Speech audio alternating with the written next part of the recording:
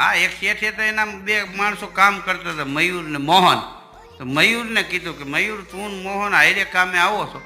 તો મોહન કેટલું બધું કામ કરે છે અને તારે હાવ આમ. તો મયુર કે હું એને સમજાવું છું કે આટલું બધું તૂટી ન મરાય, પણ માનતો જ નથી. હવે ઈ નથી કામ કરતો, એ નથી કહેતો એમ.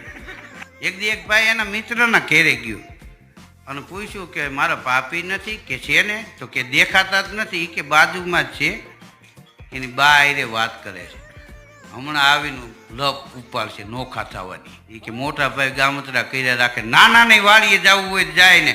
આપણે કેટલા તૂટી મરી છે, આપણે દીકરી દીકરા જુવાન થયા, તમને કાંઈ ચિંતા જેવું નથી ને તમને કેદી ભાન આવશે ને. એનો મિત્ર કે આવું કેટલી વાર હાલે? એ કે કોણ જાણે, હું તો પછી હોઈ ગયો હોય. બોલો, એ હોઈ જાય ત્યાં સુધી હાલતું, નાને એમ કે રેડિયા વાગે છે.